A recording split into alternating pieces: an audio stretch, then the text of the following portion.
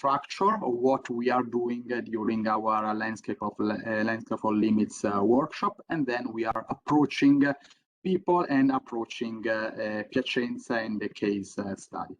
Okay, so let's start with the program, not just program of today, but the program of these 10 intense days. As you can imagine, some of you maybe have experience of design, urban and landscape design workshop. So it's intended as a two parallel paths. One is the design workshop. So you are called to give ideas, to give shapes, to give visions for the future city, for the future metropolitan areas. And Piacenza, as we have already said, is our emblematic and exemplar case study. But there is also a parallel path of lectures, of seminars, of discussions. So now we are flipping through our program of these 2 weeks, starting today, finishing next Friday, September 10th. As you can read, every day starts from 10 in the morning, more or less, and finishes about 7, 8 in the night. Mixing together design activities within the atelier in group and individually, and the attending of the lectures. About the lectures and seminar, we have decided, I think, a very clear structure. There are 3 different lines. One of it is working and listening and discussing about UN Habitat contents and UN Habitat elements of references. UN Habitat is the main international UN agency working about urbanization. So it's fantastic for us to have here with us, or during in online speeches, some of the main experts of UN Habitat. So we are starting tonight at 6 p.m. with Rafael Forero with the lecture number 1. And then during this week on Friday 3rd, we are listening what Stephanie Luce, another expert from UN Habitat, is telling us. In the second week, we will have 2 other important members of the panels of UN Habitat. It's Salvatore Fundarò. He will give his speech on next Wednesday the 8th.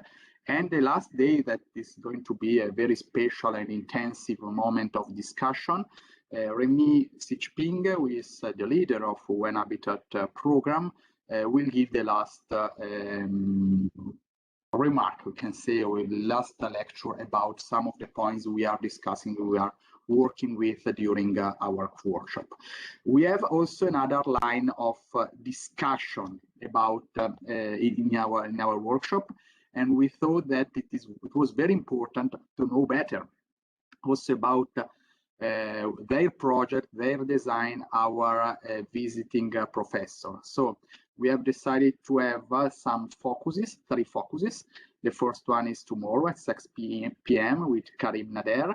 We have asked to our visiting professors not just to concentrate and to focus during the workshop activity on the design of Piacenza and so on, but to give a prompt, to give some ideas of what they are doing in their profession. So Karim will give his speech tomorrow night at 6 p.m. Pedro is giving his speech on next Monday, and Lina on Tuesday. So it's a moment also to discuss, to share, to confront, to compare experiences. A workshop, fantastic opportunity of a workshop is a very wide discussion. We have the good luck to have with us 3 important and fascinating figures of current architectural design culture. And so the opportunity to discuss with them will be fantastic, both in the atelier, so in the design work, and through the lecture. The last line of lecture is the one of the last day, as we have done last edition. The idea that this series of lecture is not just a moment to be in the workshop. Okay, is a moment to have suggestions and ideas for the workshop itself, but it's also a moment to improve and to enrich yours, and talking to students, your experiences. So we have asked the Basmets. Basmets is a very important landscape designer from Belgian landscape designer, to give the final speech on next Friday at 6 p.m. Is discussing with us about project of design, current project of design. And this is important for us to have a final lecture, because the workshop is not something finishing next Friday. Okay, it's a moment able to open also opportunity, to open discussion, and all together from Monday,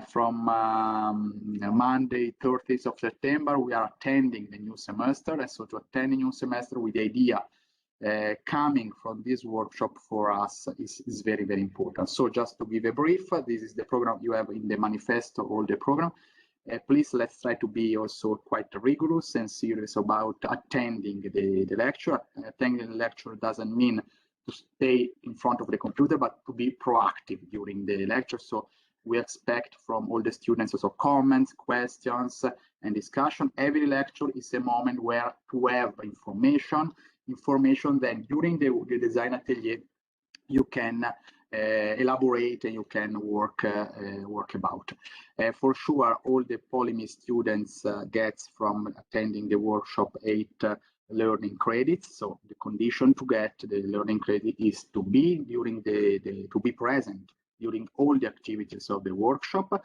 So designing and listening and attending conferences and seminars. This is for us is very important, because to get the maximum from this experience of workshop means also to take seriously all the activity.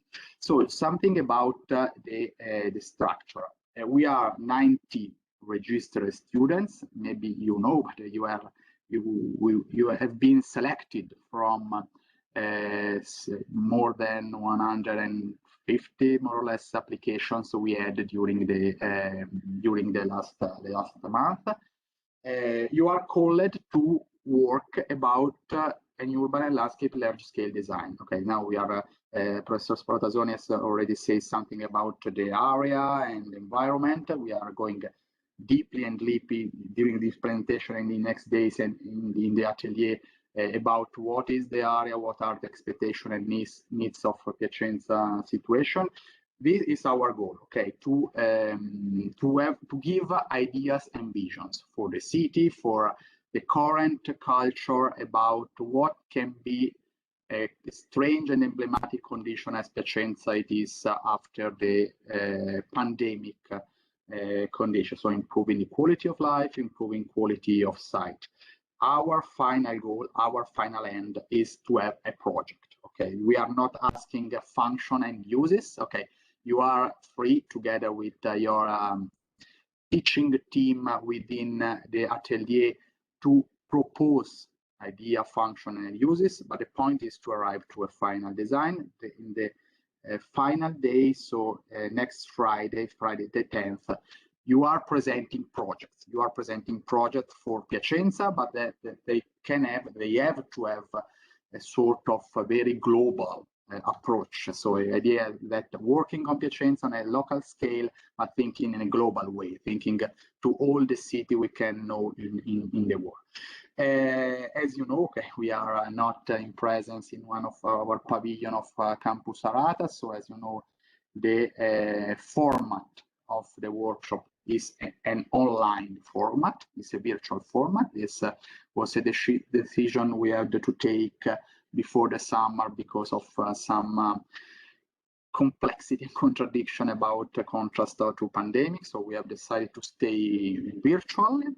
A virtual condition for us has not to be a limitation. Okay, instead is something able also to improve the possibilities of interaction and of international environment. So we can have a lot of different lecturers that you have seen. We can discuss with different continents. So let's try to take the maximum of this condition. So let's imagine that we have two different virtual dimensions during our workshop. The first one is the dimension of the virtual classes. So we are today, for all the plenary and collective activities, we will meet in this class. So the Professor Sara Protasoni class on WebEx. We are entering here for lectures, for presentation, for midterm discussion, for final presentation of the project. All the activity involving all the students, all the ateliers, all the professors are going to be here. So this is our class 0, we can say, where we are meeting all together during the workshop. But we have 3 other virtual classes. I guess you have received from Sarah all the invitation divided for each atelier. So there is a class 1 for atelier number 1, a class 2 for atelier number 2, and a class 3 for atelier number 3. Very simple. Still in WebEx. So you are meeting there with your professor of the atelier and with all the students of atelier. These are our 4 classes. Then for sure, to improve activity, to be more smarter about activity itself and design itself, you are free together with the teaching team to figure out also some other ways to discuss and to meet and to work together, Skype, WhatsApp, TikTok, or Instagram, whatever you want. You can meet wherever, but let's remember that our classes, our pavilions, our official point of interaction are these 4. This is very important also for activity. So remember, maybe during the day you will, for example, I am a student of atelier number 1. I'm working on atelier number 1 virtual classes with my mates, with my teams. And then when there is the presentation or there is a lecture, I'm shifting on class 0 all together. Please also be precise about this. Let's try not to be late when the lecture starts, because to be efficient means to get better experience from the workshop itself. Then we have a second virtual dimension. Maybe you have already seen it. We have a website, landscapeoflimits.com. There you can find now all the programs, some brief of the topics we are giving you, some maps of that are the platform, the background of our workshop, some of the images we are presenting today. But let's try to imagine that the website and also all the curriculum of the people involved, the lecturers and professors. Let's imagine, and we want to think that the website, our website, is not just a showcase. Okay, this is something that we are trying to update more or less every 2 days, every 3 days. And we would like to have from you, from your page in the virtual atelier in the website, to have from you images or text or some materials to update. Let's imagine that it is our virtual dimension when we are presenting all the city, all the world, all the society, what we are doing within the workshop. It's very important for us. It's very important because it means, I repeat, to take the maximum for the virtual condition. This is a print screen from the website, but it's very simple, landscapeoflimits.com. Go there, study there, take some information, maybe talk with some friends or people from your family. Say, look what we are doing in our workshop, and then you can get the information. Okay, this is about just to say all the people involved. We have already said Sara Protasoni is our director. The coordination is made by me and Sara Tapone, together with Anna Solimando, Chiara Locardi. Valentina Gaddullo and Federico Misto are working with us and with Antonella Continelli about they are explaining us better later about construction and building of a system of references, of a system of maps. In our executive board, we have 4 professors. So Antonella, you will know later, Antonella Contini, who is presenting the methodology. And we will host during the discussion, during the presentation, the critique, Fabiano Demes de Oliveira, Andrea Oldani, and Matteo Poli. They are all professors from our school. Maybe some of you have already met in the career at Piacenza campus of Polyme or also in Milano campus of just very briefly about the context. I mean, for everything regarding organization, problems for organization, registration, something related to the workshop activity, please write to lol@polyme.it. Sarah or Anna or me, we can answer you about everything. We hope to be efficient about it. Every problem, I repeat, writing about that. For everything regarding design. So you have something to propose, some ideas, some suggestions, some problems with the mates. I don't know, I hope not, but it can happen. Please instead write and talk with your team leaders, okay, or collaborators of the team leaders. They are completely free and autonomous and independent to manage everything regarding the design process.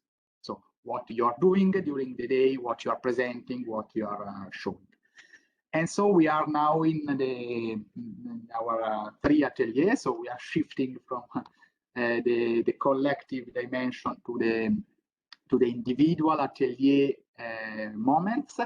In this print screen, you can see one of our very long and difficult online meetings together with Lina, Karim, and Pedro.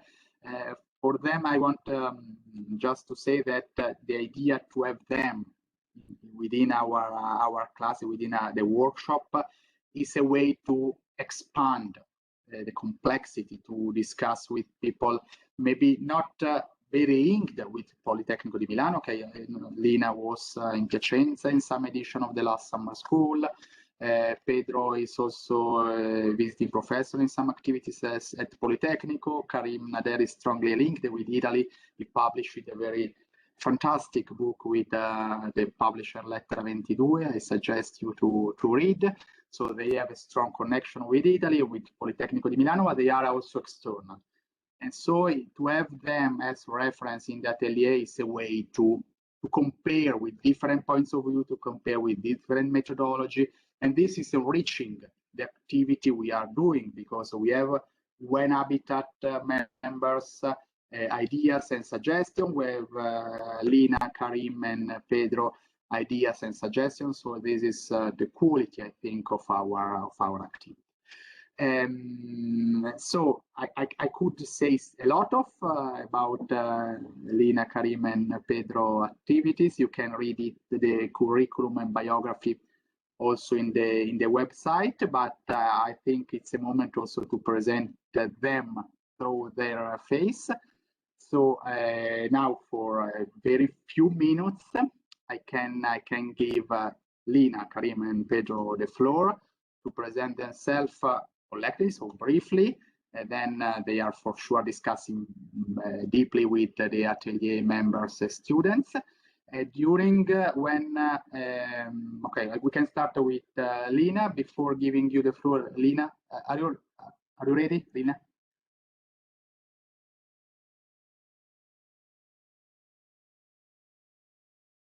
Lina, can you hear us?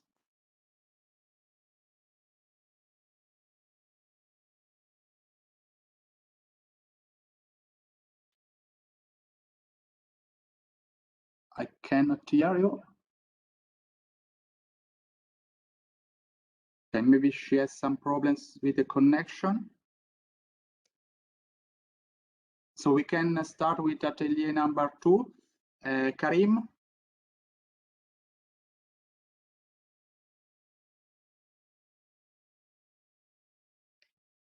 I think we have some problems.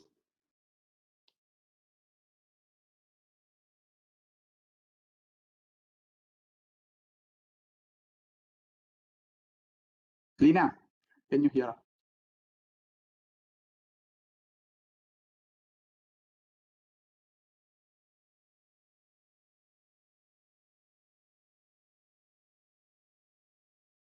Okay, because the mute was locked by the admin, so now we are unmuted. We can speak. Okay, sorry. I was. Let's start with Lina. So I want just to say just a few, because when you are talking, I'm showing all the students, the name. This is the list. You already know, but this is the list of students of atelier number 1. So every atelier has 28, 29, 30 students. This is the final list. All the names are within the virtual classes of the atelier. So it should be not problems. For every other problem, you can contact us at lol.polyme.it. So Lina, I'm giving you the floor. Thank you. Thank you very much. I think you hear me, right? Yeah, we can. Okay. So first of all, thank you very much for inviting me. It's always a privilege to get involved in the activities of Politecnico di Milano. As Michele already said, I participated in the summer school in 2015 probably, and I know so that it's a hard work, of course, but I think that this experience will of course improve the curriculum of students, as well as it can enrich the professors and tutors involved. As for my bio, I graduated at University Sapienza of Rome in 2005. And then I discussed my PhD dissertation in 2009. It was a research on architecture and urban design that probably is very related with the goals of this workshop.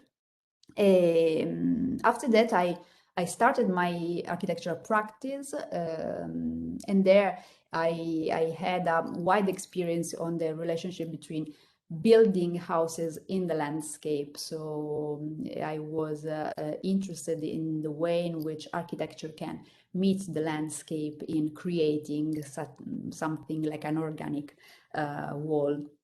After that, of course, I have a strong experience in Italy on architecture, on Italian architecture and culture, but I also had experience abroad, working in the United States, teaching at Cornell University, and working on my research project there in Australia and in Canada.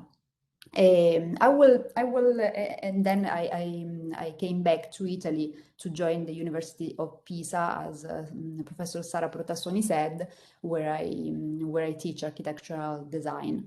I will work with Giuseppe Malfona, who graduated at Sapienza University of Rome too. He worked on a thesis on the role of the section in architectural design. After that, he was out of Italy for a while, so he has a strong experience in designing and building architecture for a large-scale competition. Giuseppe was worked in Berlin for a while at the GMP office, and then in the Netherlands at the OMA, and again in Austria for a period before joining us, joining the office Malfona Petrini in Rome. So what about our design strategy? I think that, of course, I want to just quote the words of Alvaro Siza when he talked about the critical transformation of the city.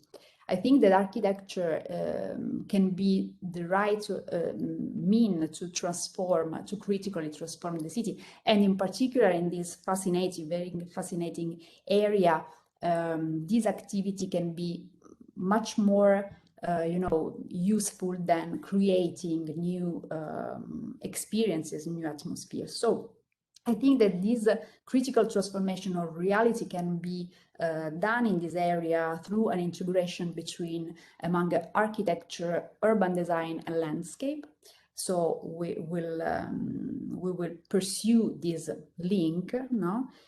Through two strategies. So we will have a series of large-scale intervention in order to redesign and redefine the area. And also we will have some small-scale intervention which will be finalized to build new communities. So this is our main goal. This is the main goal of the atelier. So building communities, and this can be done through creating inclusive programs, much more than creating new spaces. So we will be interested in activating new collective activities, activating new collective processes through the hybridization of programs, through the merging of private and collective dimensions. So these are some of the topics that we will develop during the atelier. And so this is just a very short, a very small clue. Of course, hope you enjoy this experience, and see you then at 2 p.m. Thank you. Okay, thank you very much, Lina, also for for the brief presentation and for remembering all the students that the afternoon meeting is 2 p.m. within the different atelier. So now I'm unmuting. No, Karim, you are already unmuted. So I'm giving you the floor. Karim is the leader of team atelier number 2. Okay, thanks again for having me. It's very, I mean, it's like for me, it's like I'm falling into a new world. So I mean, I was wishing that I will come to Piacenza to do this workshop, but for quarantine reasons and other uncertainties, in the end, it's going to be online, which means that we are going to be studying and designing a city that I have not visited. So it reinforces my feeling of how ignorant I am about this whole situation. And so therefore I will invite my students to create as much as possible in the first few days readings of the city based on the photographs and other manifestos that are available, and our own research. We are going to try to build a certain perception, first of all, of the city, so that we can have an idea of doing something, of a making. If I go back to introducing myself before we go into the design process, I graduated 22 years ago from the American University of Beirut as an architect. And I've been practicing architecture based in Beirut since then. I also did a small episode in Houston, in Texas, in Rice University, where I did a master in architecture. And actually one semester of my master degree was in Vico Morcote, which is next to Lago Lugano, which is in the Italian part of Italy. And also we visited, of course, the northern part of Italy. We went to Venice and to Slovenia and so on and so forth. And we had a certain perception of this whole landscape of hills interconnecting, and actually different countries which are interconnecting through a system of roads that allows you to go from a country to another without any boundaries. So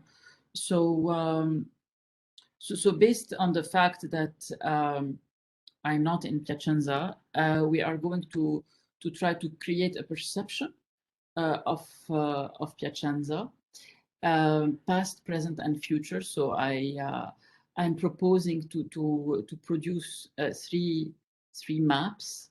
Maps of the past, map of the present condition, and the future map, which is going to be a map of where the projects of my students will be located. Projects, or I mean territories, let's say, sections that go from the old city all the way to the river. And also I would like every one of my students individually to develop a long scroll section that would go again from the old city all the way to the river and beyond the river, and to zoom in and to be able to be a pedestrian in those spaces. We will talk about all of this in detail during the workshop at 2 p.m. My approach, which I have developed in the book that I recently published, which is entitled For a Novel Architecture, has to do with my constant feeling that I'm living within a fiction. I'm living within the novel. But also the word novel in English means new. There's a French author, Alain Robbe-Grillet, who wrote a book, manifesto in the 60s, which was called Pour un nouveau roman, for a new novel, pour une nouvelle littérature, for new literature. And which means to say, to be a bit less abstract, that I am interested in the places and in the stories that come out of those places, which are the result of human beings walking in the spaces of those cities and discovering and writing their own novel. They are writing their own story as they are walking and as they are proceeding in the city. One of the things that strike me about Piacenza is this very strong contrast between the agricultural expanses of landscape and on the other hand the dense core of the original of the old city, and how this strong, very strong contrast between those expanses of landscape and this heritage architecture can talk to each other. How today an antique city with fragments of a wall it can talk with the idea of an open landscape, and how can we draw as architects within those contradictions.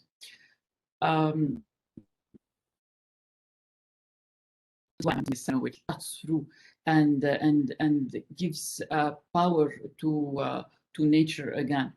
One of the things that I said in my website when I started it was nature builds us and we build upon nature.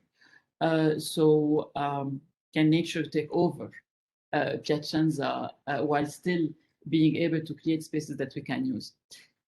So these will be a lot of questions that I would like to address with my students, and we will share all of this with you. And also tomorrow, actually, I will be doing a small focus lecture on my work, but also part of how I see the process.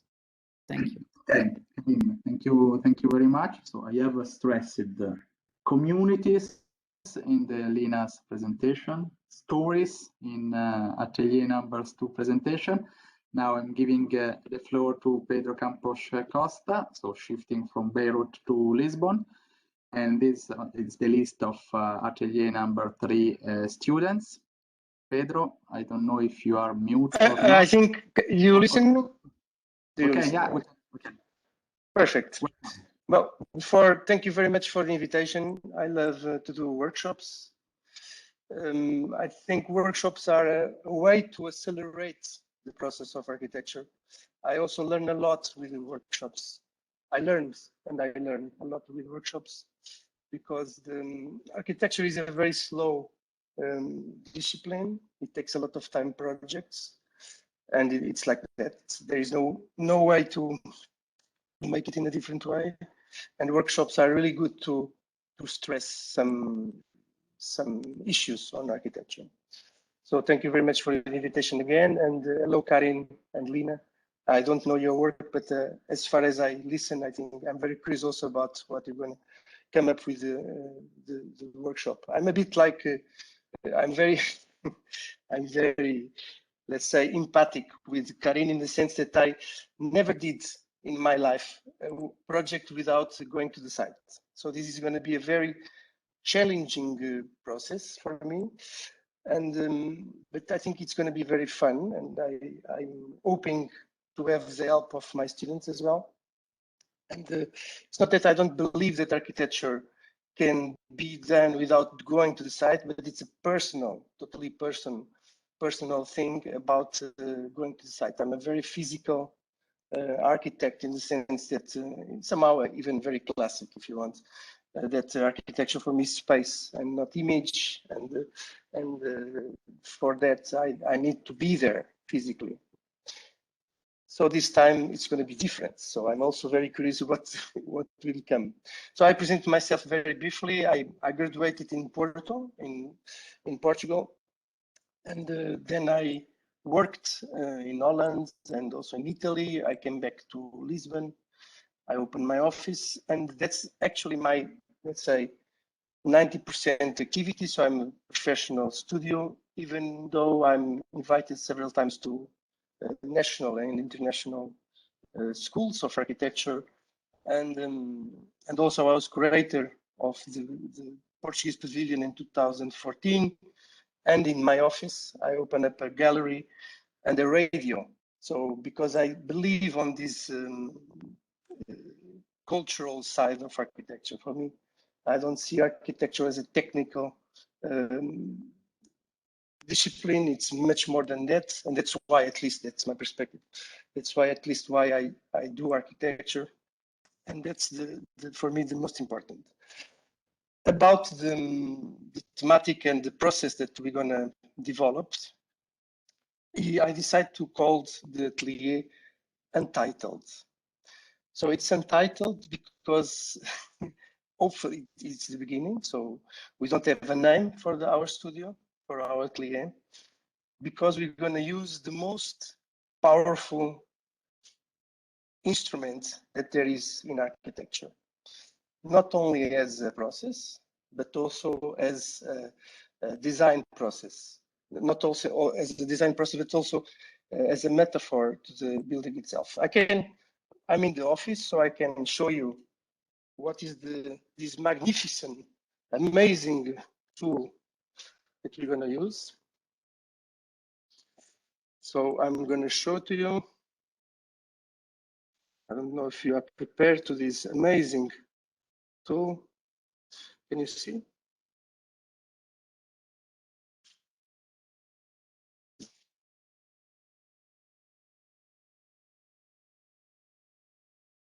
Okay, now you can see.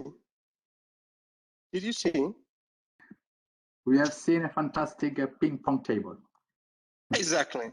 So let me see. Okay, it's here. Huh? So this is the ping pong table of our studio. It has two main functions. One is, of course, to play physically, and second one is a metaphor for architecture. There is no architecture without ping pong. Okay. And for me, Pedro, you haven't been in our campus, Arata. Maybe Anna can show you something with the smartphone because she's there. We have two ping pong tables, but outside, so we can manage some derby. Exactly. I knew that this was a good university. So the thing of the ping pong, it's a bit more than a joke. So it's really serious when I'm saying that this is a ping pong. It's a ping pong to the site, is a ping pong also to the buildings and the projects that we do.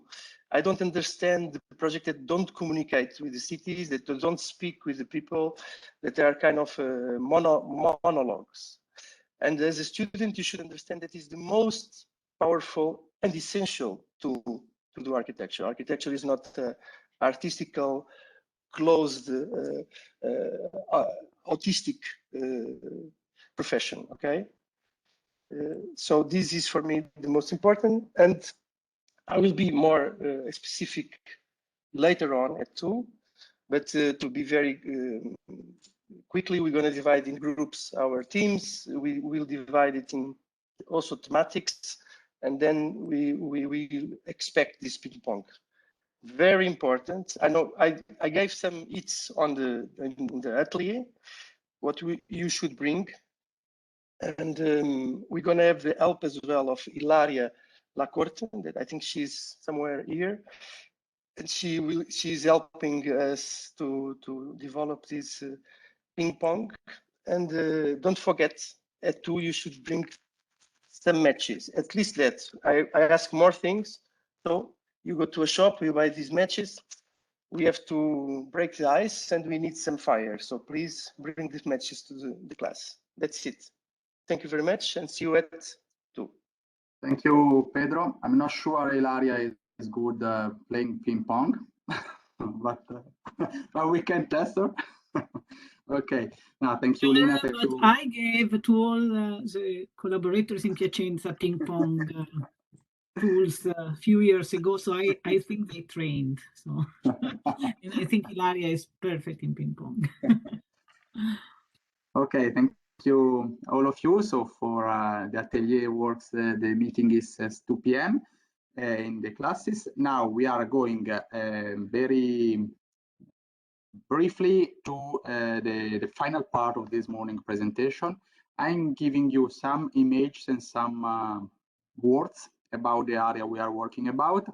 Maybe Professor Protasoni, Sara can add something. And then I'm giving the floor to Antonella Contin together with Valentina and Federico. They are giving more focused and precise presentation. Okay, in this image you can see our battlefield. I mean, this is Piacenza. I'm telling maybe something for students that who are today in Piacenza, who studied in Piacenza, who studied Piacenza. So I'm sorry, I'm repeating something you know very well. But for students not in Piacenza, for Karim, for Pedro, we are giving some more info about the city we have is hosting exactly here our campus, but mainly is a case study we have decided to take for our experiment of the workshop. So this is the Roman historical city from Roman period, then transformed medieval and so on. And this on the right is the main Italian river, the Po River. Our focus is more or less in this buffer zone. So the in-between area from this historical city for the densest part of the city in the northern edge of the city itself and the water front. You have to know that, okay, these are just a brief of the data you can take from Piacenza. Piacenza is the typical middle-sized Italian town, so more or less 120 well, more or less 100,000 inhabitants, with a very strong and high rate of international people. More or less 20% is one of the highest rate in all over in Italy. It's a quite dense city, but it's a great part of the southern territory is agriculture.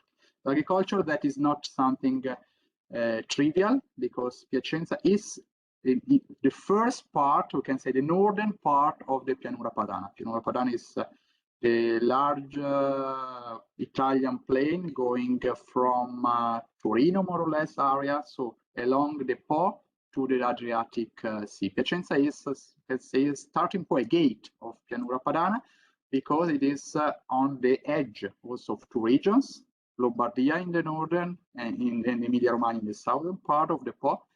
And it is a sort of logistic and strategic localization, as also Professor Protasoni has said you. For sure, the Po is one of, well, the most important natural element. The Po River is the main Italian river, connecting Monviso with the sea, more than 650 kilometers, with 77 bridges. Three of them are in Piacenza area and are exactly in the area we are working about. One is the railway bridge, one is the street bridge, the road bridge, and the other one is the motorway bridge. Strategic localization. So imagine that we are more or less in the middle between Milano and Bologna along the Via Emilia, and more or less in the middle between Venezia and Torino. So it's the very center of not just Pianura Padana, but all the northern part of Italy. This aerial view is giving something. It's giving the Po River. So defining a limit is an opportunity, but it's also defining a limit. It's not just geographical, but also a political limit. You can see another river. This is the Trebbia River coming from the Apennines. So the mountains are in the south, Milan is in the north. This is a plain. Karim was talking about the fantastic, the landscape of northern Italy with hills and mountains. Okay, here we are at the base of the mountains. We have a dense part of the city here, and we have agricultural fields, both in the northern part, that is another region, another municipality, mainly in the southern part, that is the state municipality of Piacenza. Among the very large abacus wide contents of historical maps, then for sure you can, well, all your leaders, team leaders have access to our shared folders with a lot of materials about the city. Lina, Karim, and Pedro, you are free to give them to the student or to give just a part to the students. There is a quite rich compendium of historical maps. This is maybe one of the most interesting because it's giving to us, at least, we can see it as exactly the condition we are facing with today. There is the river. A river in the history is an opportunity, it's economy, but it's also enemy, it's a danger. And there is the city. And between the city and the river, there is a stripe, there is a buffer zone where different activities works. And during the century, a lot of different elements arrive. So this buffer zone is today full of this situation. Infrastructures, one motorway, the A21 connecting Torino with Brescia, a very large electrical power unit, this one. The railway, this is the railway bridge with all the station and the logistic underused today area for the railway tracks, and a lot of not coherent, something well, contradictory, complex, and not quality infrastructure, mixing also housing, commercial activities, infrastructure itself, some small public and collective space. But the transition from the city to the waterfront is a quite complex and not quality situation. This is the area we are focusing. Without giving without giving the atelier a precise program, we are not interested to say, okay, we want 100 houses or affordable houses or stadium or something other activity uses and functions. You are completely free to decide. What is more important is to work about accessibility, porosity, permeability, connections, and for sure urban and landscape quality. So this is some of diagrams, schemes we have done during this research, because for sure in our school we are working a lot about Piacenza, as you can imagine, both in terms of didactic activities and researches. Here you can see how the connection with the historical part of the city is within this rarefacted strip. Just to say, this is the most important square in Piacenza, Piazza Cavalli. Here there is the municipal hall, there is the cathedral here. It's connected with the former Decumano with Palazzo Farnese. Palazzo Farnese is a fantastic building on the river, we can say. And from here, exactly from here, a new environment, a new horizon is starting. Is the horizon of the infrastructure. You can say overlapping the agricultural fields with the infrastructure built during 70s, 80s, 90s, and still today, sort of infrastructurization of the site is happening. That normally in this situation is not coherent. It sounds like chaotic. There is not a good idea looking towards quality and continuity of landscape, continuity of path connecting. And so this is the result. The result where it's quite difficult to understand what is city, what is infrastructure, what is kingdom of the poor river, what is area to live it or just to bypass it. Close, about less than 1 kilometer from Piazza Cavalli, so the Piacenza living room, we can say, there is a motorway. This one, the red one, is a motorway that is on a viaduct. So it's also creating a different horizon, a different level. And different levels, altitude levels, are some of the elements, I guess, we need to work with, we need to focus with. So we have tried a very free, because you are free to change it, definition of the area involved in the transformation. So starting in the south from Palazzo Farnese, that is this one, the densest part of the city, and arriving in a northern part towards the port, involving bridges, involving the viaducts of the motorway, involving some of other smaller infrastructures, but involving, and you can see in this image, also some of the elements, building and sites creating the identity itself of the city, the historical identity of the city. So Palazzo Farnese, there are the former military barracks called Laboratorio Pontieri, very close to it. There is the so-called Parco delle Mura. Maybe the name is so fascinating. It's just the fragments of the Farnesian walls of the city, with the lawn close to the walls. Okay, the idea is to have a park. Today is not a park, it's just a fragment of identity. And there is another small identity element of identity. It's called Torrione Fodesta. It's a disused and abandoned small building, that it is on very close to the river, but completely overwhelmed, you can say, by the infrastructure itself. Everything is quite clear, I guess, in this idea. Also in this map, also in the idea that along this bridge, one of the slow mobility infrastructure, pedestrian and cycle path is a part of a large-scale cycle connection from Torino to Venezia. So bypassing all the northern part of Italy, is entering within Piacenza. And I mean, today the postcard of entrance is not so interesting and is not so promising.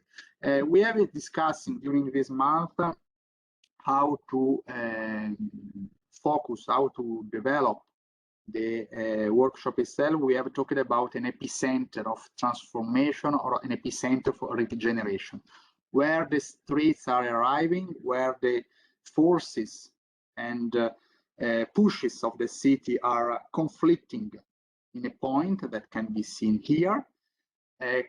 Something happening, something has to happen, like a sort of epicenter, and this epicenter is transforming, is regenerating the environment, maybe not in a complete way, but choosing and selecting some parts. So these diagrams are giving you some, well, the background. This background has to be, you have to play ping pong in deciding which part of this diagram is taking and which part selecting and working about.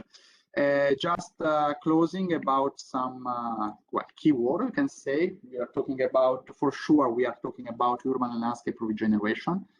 That means to us But I think also when in this dossier by UN Habitat that we have taken for selecting the title of the workshop itself, some possible uses and functions to improve the quality of the post-pandemic cities. So sport activities, creating areas on the riverfront where to improve the quality of landscape, to improve and to work about different ways of accessibility to all the collective spaces and to slow mobilities, different kind of mobilities, highlighting and stressing artistic heritage.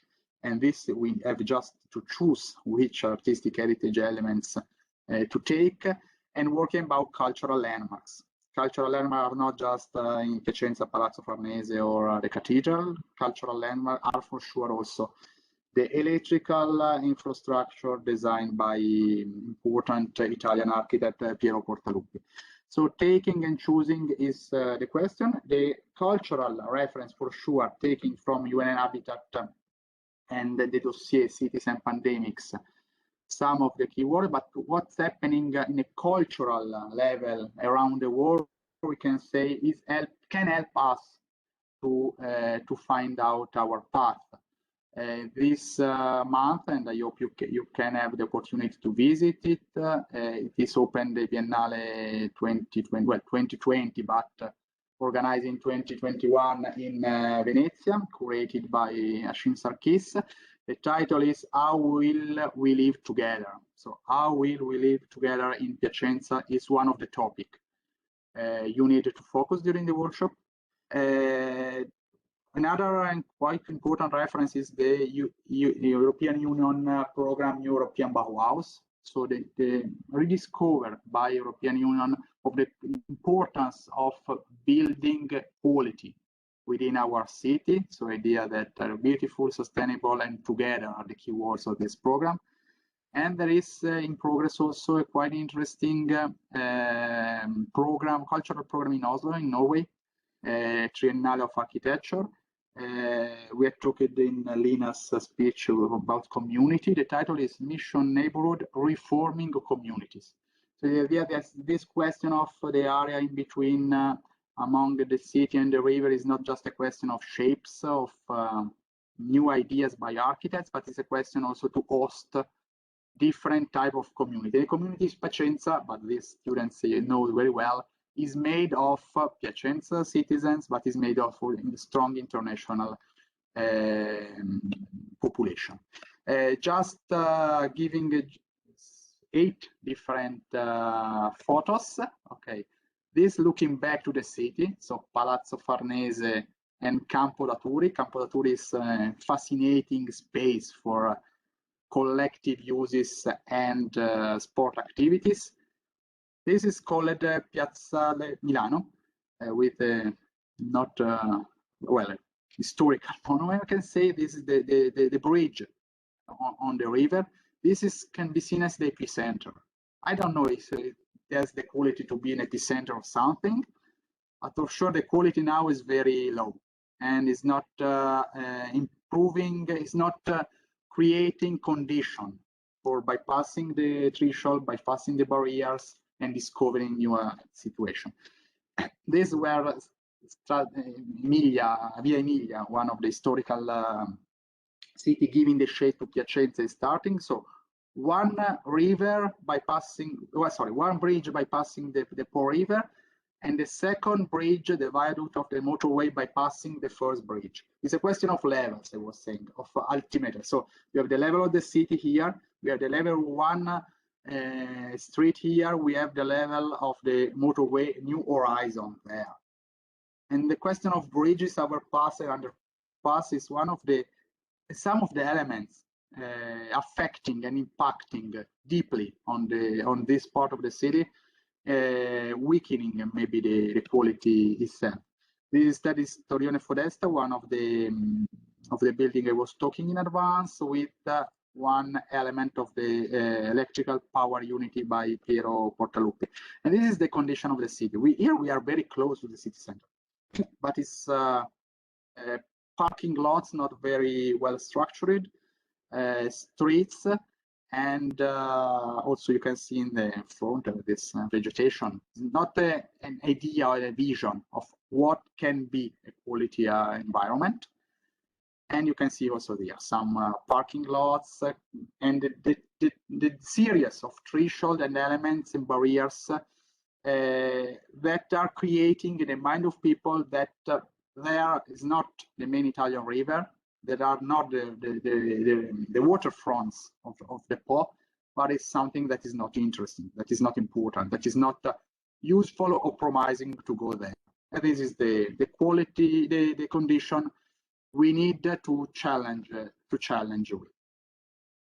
Okay, I don't know if Sarah or somebody wants to add something. Otherwise, I'm closing this moment. Sarah? I don't want to add anything to your contribution, which is wonderful. I would like just to say welcome to two important persons who joined us now, also some time before. One is Dirk Juncker from the Hochschule of Osnabrück, University of Applied Sciences. As I mentioned before, we have a partnership with this international university. One is the Hochschule of Osnabrück, and the other one is l'École Nationale Supérieure d'Architecture de Toulouse. We have Juan Carlos Rojas Arias, who is also listening us, so I want to say hello to both of them. And the third university is Universitat Politecnica de Cartagena. I wanted just to say this, and and now I leave you the role of the leader for the program of the day. Thank you, Michele. Okay, thank you, Sarah. So now we are opening the last part of this presentation this morning with the partnership with Unhabitat. That is very important for us for a lot of reasons, and these reasons are going to be explained better by Professor Antonella Contin. So Antonella, I'm giving you the floor together with Valentina and Federico. They are explaining us something about what Unhabitat can learn us, can teach us, sorry, and how this process and methodology can be applied during the workshop. So I'm closing this. Antonella? Hi. Okay. I'm giving you... Share. Yes, the power. I'm giving you the power. Vediamo se sono capace. Posso farlo così? No. Probably you have to come to my images and give me the role of presenter. The power is with you. Power is with you. It's with me. I'm very happy. I hope that I am able to catch it. Okay, so good morning, everybody. Thank you very much for having me in this exciting teaching program. I am Antonella Contin, and I'm the coordinator of a research unit at the Department of Architecture and Urban Studies at the Politecnico di Milano. The focus of our research is on sustainability, and in particular the sustainability of the metropole, that is a complex fact of interconnection between different systems. So we are dealing with the metropolitan dynamics that produce the issues that we saw also toward the images that Michele Roda showed us, that produce a very strong impact on the territorial, urban, and local dimension, defining the transformation that are dealing and that are transforming. I mean, they are manipulating the territory at various scales. When we speak about metropolis, I started to show these images. That is Istanbul. Istanbul is a metropolis, a huge metropolis. The length of the front of the waterfront is almost 150 kilometers. And we have to understand how to define this territory. In this case, for example, the challenge is to represent the metropolis according to the different functions that are related to the time along the day. So the complexity of the metropolis is related to the fact that we have different metropolitan agent. We have an incommensurable size of the city, incommensurable regarding the Großstadt, so the metropolis of the last century, but in particular, we have to deal with the speed of change that our territory are not able to sustain. So the lesson that Europe can present to the world is that our metropolitan cities are not these horizontal cities that extend compactly 4 kilometers. Our metropolitan idea of the city is a sort of map of relationship between large, medium, and small cities that support, that is the meaning of sustainability, support each other by feeding and nourishing the region in which they are located. So you can say, but why speaking about Piacenza, that is a typical intermediate Italian city, we have to deal with the metropolitan approach? Well, because even though are not metropolis in a legal way, are affected by metropolitan dynamics. Because it's a matter of fact, for example, that Piacenza is in the middle of a very fertile plain, but it's also one of the biggest logistical pole in Italy, and I have to say in Europe. We can connect the idea of the pandemic with the idea of logistica and with the idea of the precariousness of the worker in the logistical compounds that are almost migrants. So that is also the reason why, returning back to the presentation of the atelier leader, we need to build community. We need to understand what time is this space. Is the time of the Via Emilia, or is the time of the new interconnection of the logistic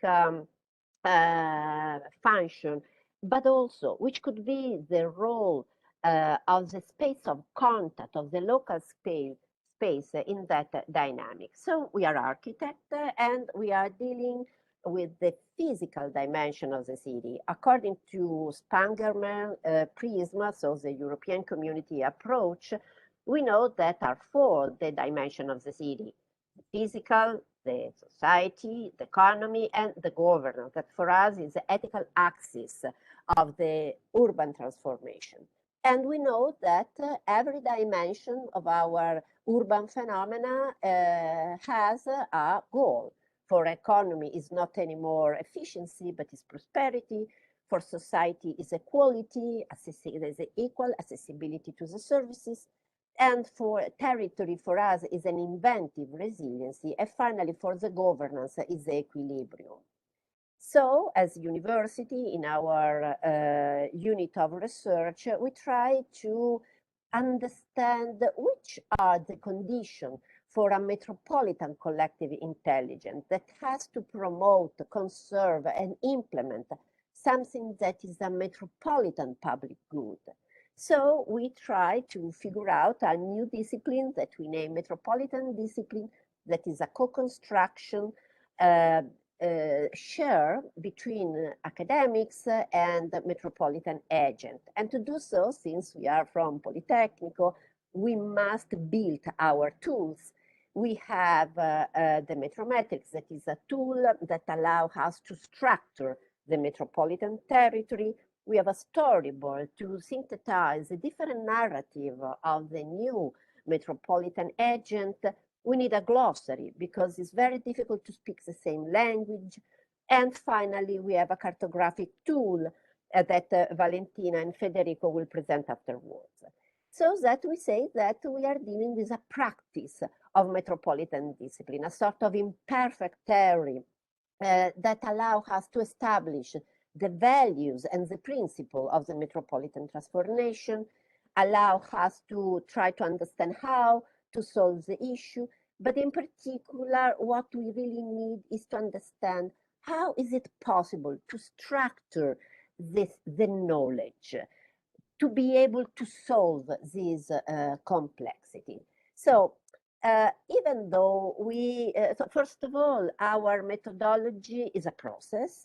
And even though we divided this process in 3 phases, a problem finding, secting, and only at the end of the process, that is at co-construction, we introduce a problem solving, is we manipulated the idea that the project is analysis, interpretation, and finally project, because it's not, absolutely not, a linear process.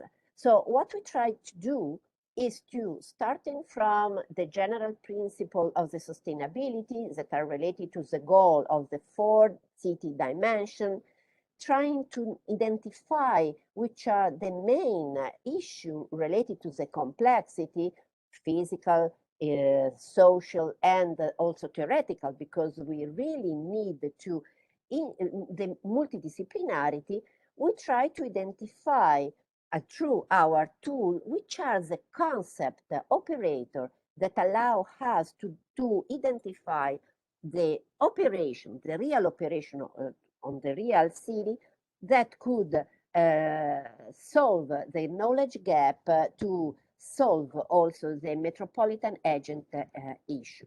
So to do so, we invert, since our approach is an epistemological approach, we invert the pyramid of the knowledge. So we think that we are not wise because we have a lot of data, but we have to be wise to select which data, few data, are able, allow us to interconnect them, to present, to depackage the complexity of the metropolis. And that is the reason why we identify toward European project a metropolitan cartography tool that present not a thematic map, because we think that we don't understand the complexity of this city only because we are expert in one layer, in one sector, but our behavioral map, because we have to be able to merge and understand the relationship between the issue that every metropolitan agent presents us.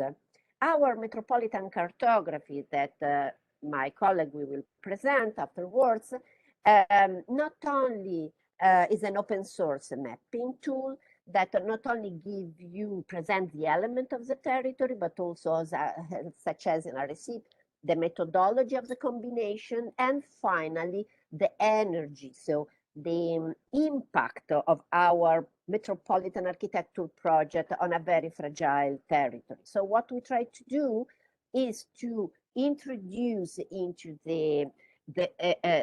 our first approach that try to structure the bigness of the new metropolitan city, also to introduce what is the Latin American name otros saberes, so what European community name territorial intelligence is, that we can catch exactly at the local spatial scale that Pedro quoted before.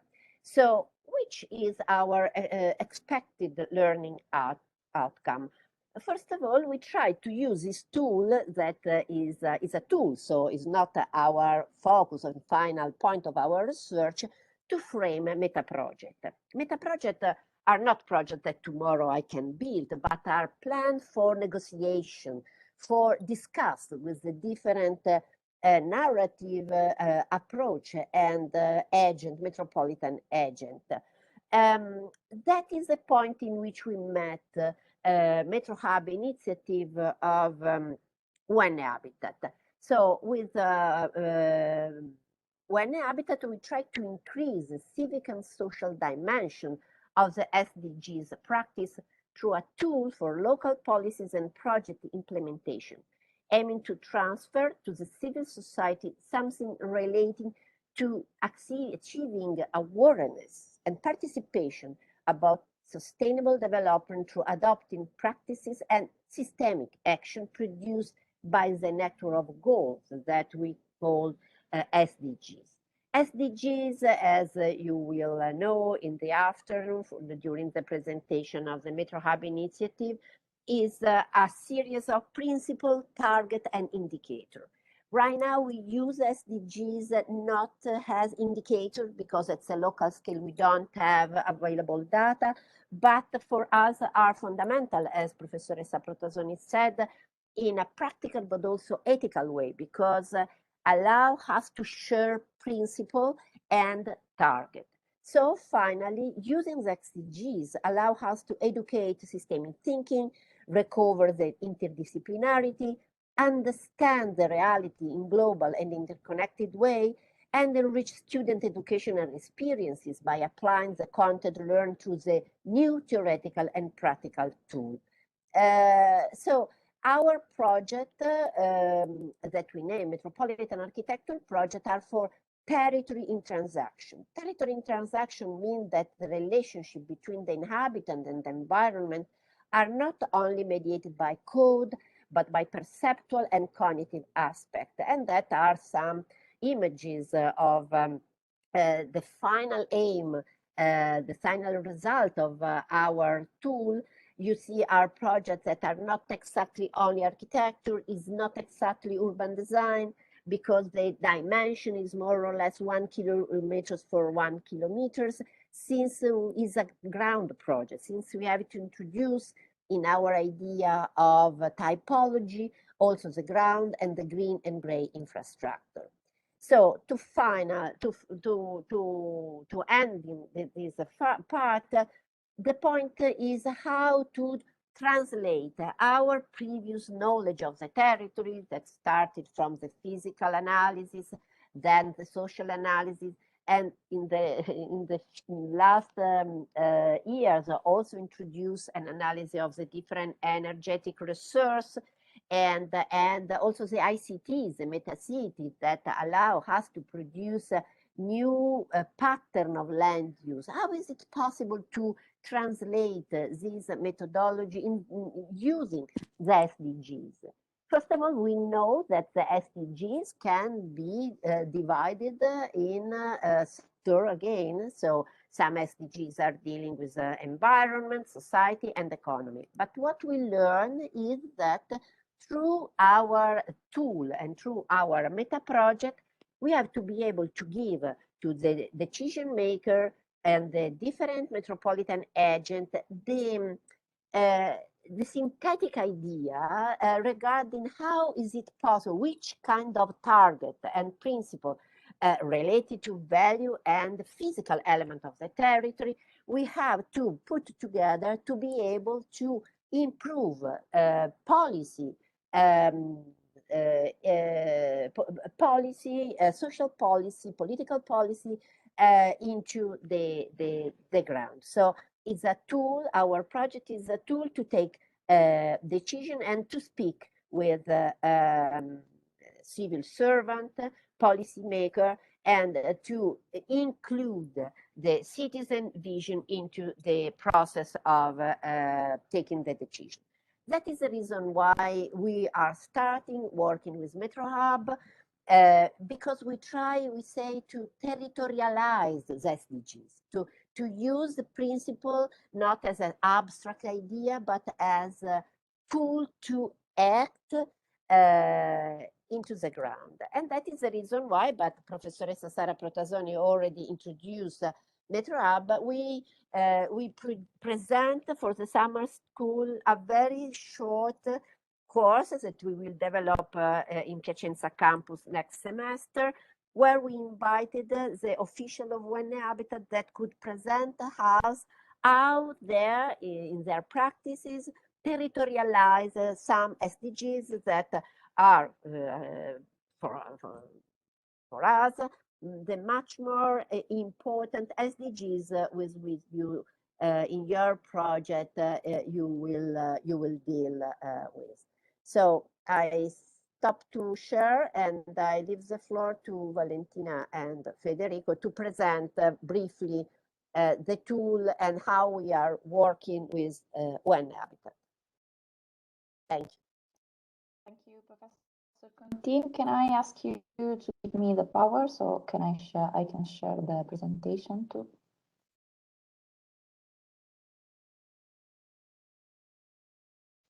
Hello,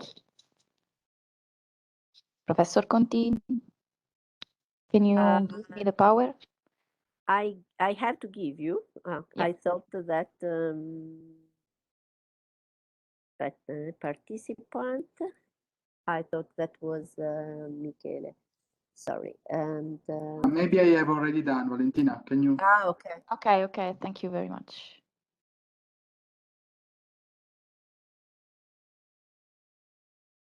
Can you see the screen? Can you see? Yes, we Yes. can. Yes. Okay, perfect. So thank you very much, Professor Contini. Thank you to all of you for this invitation. I'm Valentina Gaddullo. I'm a PhD student at University of Seville, and actually I'm an academic tutor and at Politecnico di Milano in Piacenza too, and I'm a researcher for UMS Lab at Politecnico di Milano too. I'm going to present Metropolitan Cartography tool and why we consider UN Habitat partnership relevant in this step in this summer school. I'm going to start with the experimentation of the methodology of Metropolitan Cartography tool that's proposed to experiment cartography as a research tool for the analysis and interpretation of metropolitan landscape to demonstrate how the cartography is fundamental to decode the spatial dynamics of transscalar transformation on some specific metropolitan landscape context that we defined, that we set as a hybrid ground when we are speaking about semi-spontaneous expansion near regional and, of course, urban-rural roads, arterials, and as well as the amorphous ground considered as the hyperplane ground, and at the same time the natural ground as a porous space that is permeable and connected with landscape in continuity with the ecological habitat existing or in project phase. So as Professor Contini said before, we start from a methodology in which metropolitan cartography is a tool whose values is related to the evaluation of the SDGs. It's a theoretical and practical tool, but at the same time is an epistemological tool that can guarantee an open access technique to any kind of user, from researchers, academic, professional, and from students and metropolitan experts too, that can give scientificity and coherence to the work on metropolitan analysis, existing situation, and also projects at the urban architectural scale. So we can say that our approach attempts to change the classical mode of analysis and start from the data mining phase approach that can allow us to constitute and settle some operational process for translating what was previously conceived by an abstract level. So let's say we start from an abstract idea of observation of global phenomena that then has some concrete effects on the ground. At the same time, we are going to see and analyze the large and the small scale in a transscalar approach. I don't know why the presentation does not allow me to go. Sorry, I have to interrupt just for a while.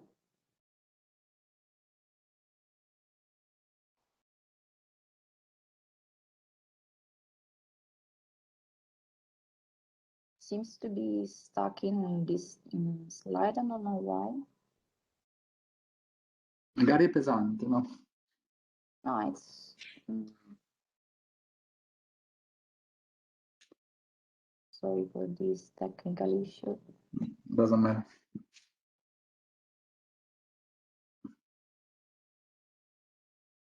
Okay, so as Professor Conti told you before, we need to fix a new metropolitan glossary. That means that we have to analyze different kind of resources that come from professional action, field of action, narratives and literatures, from which we can extract and unpackage some narrative concepts that we need to let's say, describe the existing situation of the city, the urban condition, but also at the same time the metropolitan one. So through this kind of tool, we were able to understand, we are able to understand a new taxonomy of a context that then is fixed inside the semantic package that is, let's say, a bounding box in which we frame some specific concepts that we need to search on the datasets, global dataset networks. But this year, one of the aims of the workshop is to territorialize the SDGs principles and place them currently in the urban and architectural context according to the overall strategic vision at the different scale. That means that each protocol metropolitan cartography maps are tools to support and guide the strategic decision in the field of action of your projects.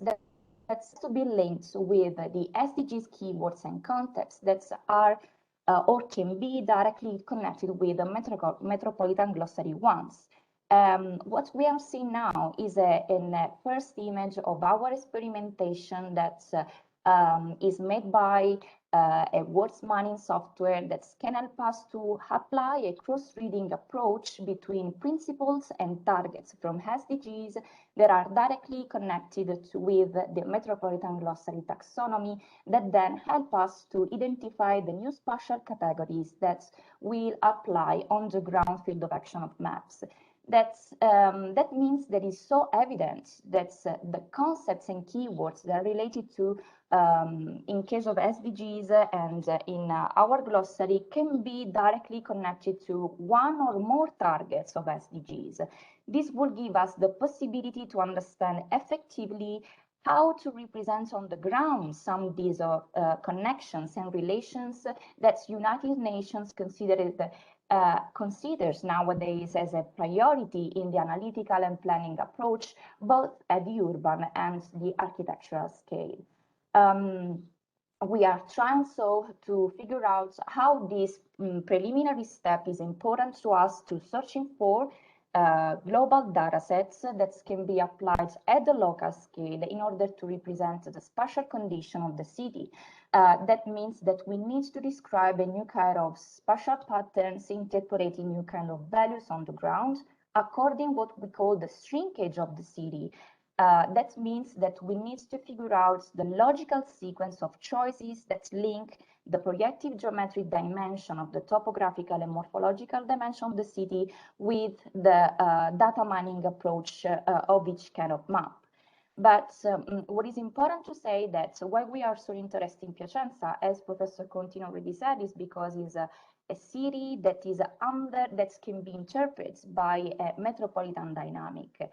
And furthermore, the city of Piacenza nowadays is considered as a new dry port of cross-regional logistic dynamics, and is presented today as a geographic point in which the territorial extractivism related to the agricultural production, the industrialization, the transport and flow of people and goods in the metropolitan landscape Po Valley region contributes to the erasure of Piacenza agricultural heritage matrix.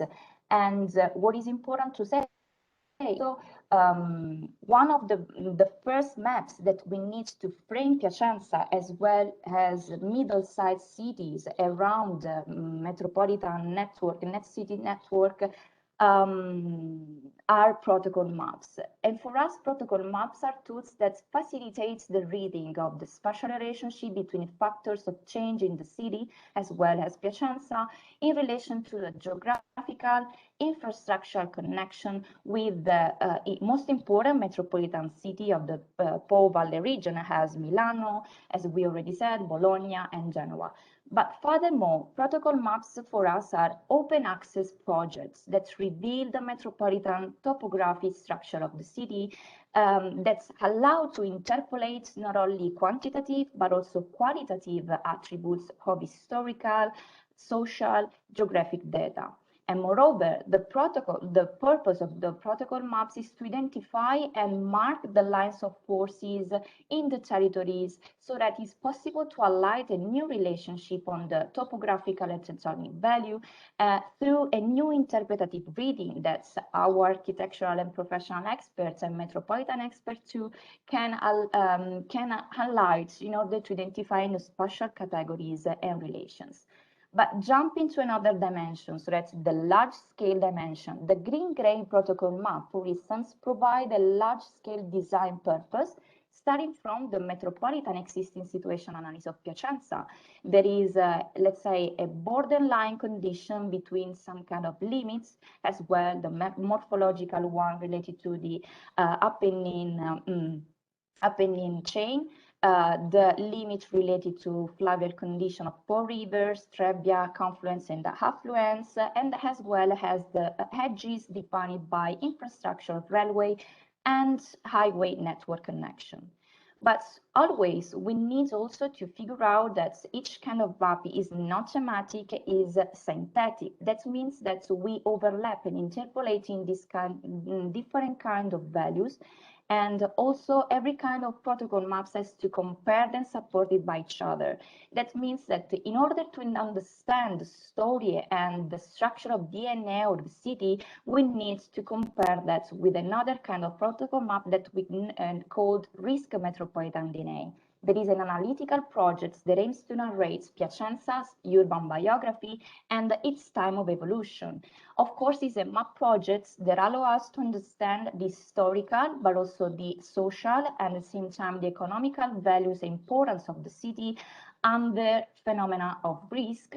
But at the same time, that gives us the opportunity to understand the metabolic process of the city itself. But jump into another dimension, the image of the city of Piacenza totally changed, and the protocol maps of the medium scales implies to a local project strategy with a territorial scale effect, aiming to overcome the fragmentary natures of Piacenza urban extension through a structural reading of landscape system that is mostly characterized by forms of continuity with which the architecture and landscape can collaborate to identify a unitary intervention aimed at generating a new form of urban places. Specifically, in the design field of action, the protocol maps can allow us to detect new spatial interruption of interfaces, new edges, elements in the physical context, in order to ensure the continuity of the ecological infrastructure not yet integrated with the urban territorial system yet. And for this reason, the continuity project of the green-gray infrastructure system in Piacenza considers the architecture and the landscape as a co-operators and co-participants in the definition of a unified intervention that can characterize a new structure of the city that is organized by new forms of ground and new land use patterns. And as well as in the previous dimension, also the urban metabolic scale can also allow us to represent a complex dynamic of transformations, maintenance, of replacements, of land use patterns inside the existing situation of the city that can guarantee the possibility to frame how to reach a new quality of the city accessible for all citizens of Piacenza region, as well as the environmental justice protocol map. There is at same an analytical project field of action that aims to generate a synthetic maps in which is possible to figure out not only the possible factors of exposure of the environmental social condition of the city, and is composed by not only by the morphological not flatland condition of Piacenza city and structure, but also by proximity parameters related to the lack of common health, social, environmental service for Piacenza citizens. So I'm going to pass the baton to my colleague Federico to explain the experience. Thank you. Yes. Can you hear me? Yeah. Okay. Thank you, Valentina and Professor Contin, and also Michele and Professor Protasoni to give us the opportunity to present this work in the beginning of the summer school. So when we had to decide how to frame, I will be very brief, but just to mention, when we had to decide how to frame this presentation, we tried to mix our two experiences, me and Valentina, let's say, to try to match the two different scales in which we can work. So we decided to name this presentation experiment and experience. So how we should pass from the scale of the metropolitan cartography that Valentina explained you to the getting in touch to the physical space of the city. That is actually one of the aim and one of the topic that the students, the team leaders, and you will develop during the summer school, and how we can at the same moment in the same way try to involve the Sustainable Development Goals into this phase. Valentina, non vediamo più. Yeah, I know. I don't know why I'm some problems, so I have to pass you the control. So I'm gonna share, give you the power, or probably Michele can help me to give to Federico. So probably you can share by yourself. Okay. Federico, dovresti potere adesso. Vediamo,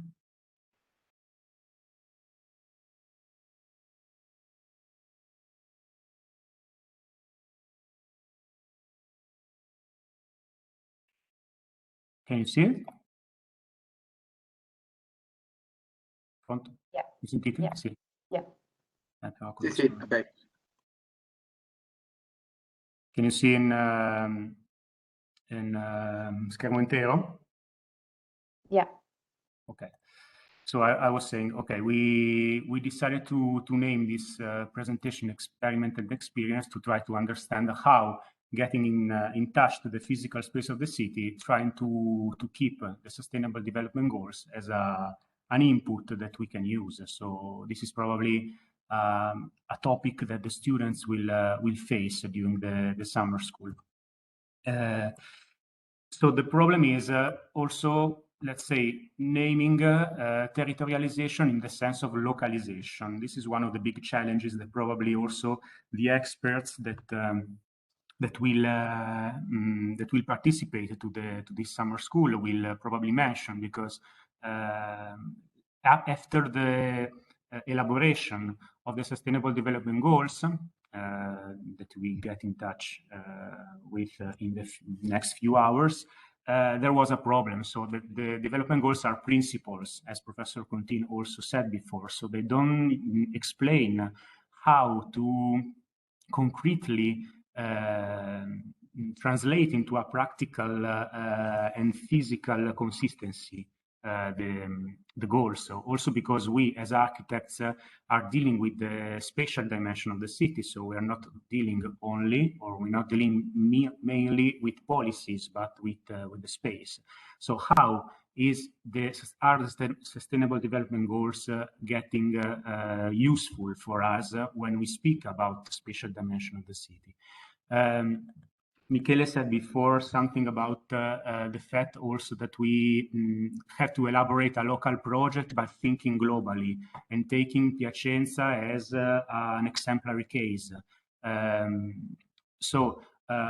This is the challenge also of UN Habitat today. So while the SDGs are global, I'm quoting this roadmap that was published very few years ago. The achievement will depend on the ability of local actors to make them a reality in the cities and regions. But how our methodology as architects and urban designers can change or adapt as we approach the problem of the physical space of the city. We will present a possibility to translate the content that we catch from the metropolitan cartography into the small scale of the city, into the urban scale, using the Sustainable Development Goals. for us, it's probably to try to involve this idea that was present in the section of Patrick Geddes, the ballet section, that is one of the first, or probably the first attempt to define the relation between landscape, geography, and the use of the landscape and the activities. So we are always speaking about activities that the human being is developing inside the landscape. And so it's always a problem of mixing and trying to overcome the limits, the borders, and try to face the problem of transitions when we speak about the physical consistency of the urban scale, as also Michele was presenting before when he spoke about the area, the project area, saying that is an area of transition between the center of the city, the River Po, and some lands in the middle that are not so well defined. So when we get from the experiment to the experience, so we have to localize the SDGs in a strategy for the metropolitan and urban space. What elements are we taking into account? For example, an exercise and a proposal that we are developing also together with the Universidad Politécnica de Catalunya in Barcelona was to try to understand the integration or the difficulties of a continuity of the green infrastructure passing through Piacenza, trying to individuate some bands that allow the fragmented space, the fragmented spaces that are present inside the city to gain a new value thanks to the metropolitan dimension. This is the translation of sustainable development goals. For example, we saw before the protocol map speaking about the green infrastructure. So if we have to try to allow the continuity of the green infrastructure, we are dealing with many sustainable development goals. For example, directly, there could be the Sustainable Development Goal 11 that speaks about sustainable cities and communities, and specifically to the target 11.A that speaks about rural-urban transitions and how in the territorial planning, let's say, or urban design, we have to manage the transition from the city to the peri-urban and rural area. But also, we are facing the Zero Hunger Sustainable Development Goal that speaks about achieving food security and promoting sustainable agriculture. We are speaking about good health and well-being, that is the Sustainable Development Goal 3, clean water and sanitation, affordable and clean energy, climate action, life on land, for example. So this is a way in which we try to frame a synthetic approach that is dealing with the continuity of the green infrastructure, and is also trying to face the problem of the frictions and created by the gray infrastructure and the presence of big, let's say, portions of the city that is the, let's say, content dealing with the theme of urban metabolism that are also interrupting this continuity. So being very briefly, we decided to this exercise, this proposal was pointing into 3 different points. One of them we will present to you to get into the very, very local scale, trying to understand which is the transition that we are dealing with into that point.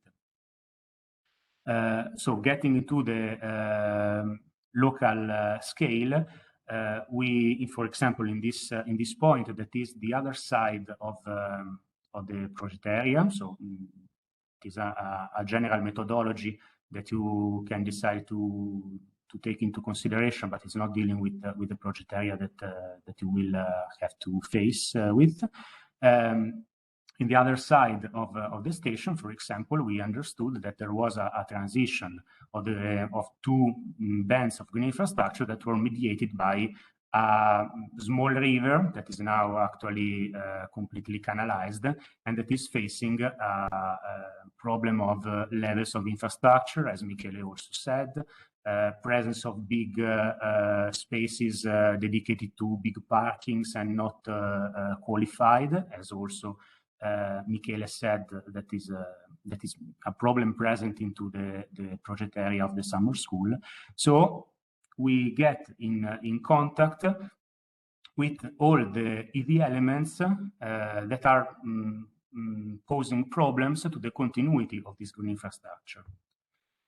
We can use also the section to understand how geography, in this case, is working in the scale of the urban space and understand which are the slopes, how is the valley of this small river framed, and so on. And we can go to the site. I don't know if some of the students maybe are in Piacenza and will have the possibility to go physically to the site. Maybe some of them will be allowed to do it. In this case, and in this methodology, if we are dealing with the continuity of the green infrastructure, we can also get in touch and have a specific view towards the elements that compose this green infrastructure and to the frictions and interruptions that they deal with into the urban space. We can also get even more close to the elements of the city, and we can build a structure, a sequence of frames. In this case, the idea was to start from the built fronts and then to progressively understand which were the open space that were behind the built fronts, because in many cases in Piacenza we have some fragmented fronts and fences that don't allow us to see what there is behind. So we framed these different views, passing from the built fronts to the open spaces, and then to the blocks interior consistency, and then to the circulatory areas that are always there. In many cases a problem because they are big parkings and not qualified areas that really allow a continuity of the urban space.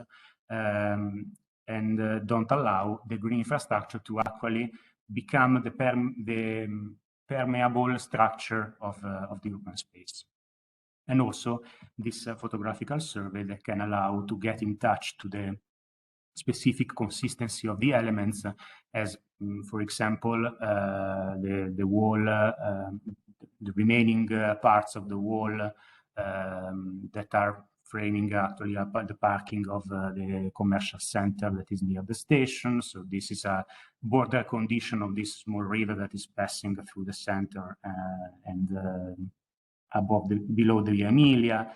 And then there are the starting and ending point and the consistency of the middle part, and getting inside actually this ecological corridor, facing the limits and the borders that allow or don't allow accessibility to the space. That is, let's say, one of the the main elements of the environmental justice that also Valentina explained us before. So explaining the accessibility to services and framing this idea of services for us as architects as public spaces with in the hopefully an ecological content of them. So this is more or less a proposal of methodology and all the scales that can face with. Can I add something really quickly? I would like to say that for those who would like to experiment with the metropolitan cartography, we provide a data chart. So that means some tables from which with directly references with source web resource from which you can download or catch specific data that you can use in QGIS system or those other geoinformatics system to produce maps. So according to our methodology. So Michele, I think that we can provide them directly. And for further information, I'm gonna write on the chat our contact. Thank you. Thank you very much. Io intanto vorrei smettere di condividere, ma non riesco. Michele, you can qua, ok. share. Quando uno inizia a condividere non riesce più a smettere.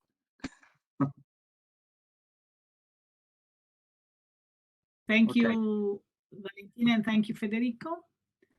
Of course, I ask to all the people if they have any questions, and also to the colleagues who are present if they want to add anything to what we have already discussed in the morning, especially to our international colleagues in Dirk Juncker and Juan Carlos Rojas Aria, if they're still connected with us.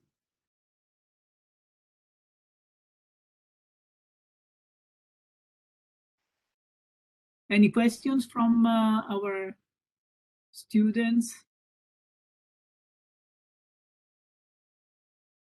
You can also write in the chat if you don't dare to talk, but we hope that this room will be always full of discussions and people talking and asking. Maybe Dirk wants to say something.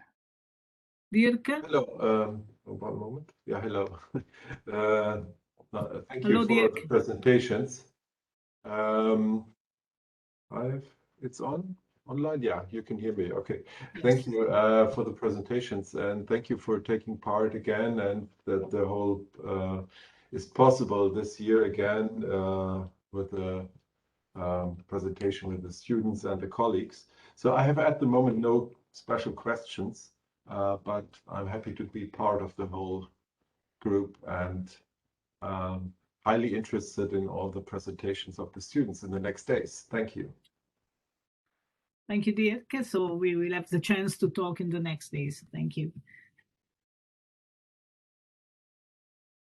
So if there are no questions, no interventions, I think we can consider the morning finished. I understood that at 2, the summer school will go ahead in the 3 spaces that the 3 groups have at their disposal.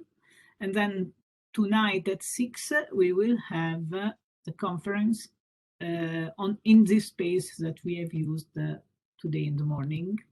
So don't forget to connect. Michele, do you have anything to add? Or? No, I think we can go to have lunch or to play ping pong. I don't know. Everybody can decide. Thank you for I thank everyone, intense all the morning. people. Okay, so thanks to everyone. Now we will relax a little bit, and then we see with me at 6, and then with all the team leaders in the 3 different spaces at 2. Thanks. Bye-bye. Bye-bye. Thank you.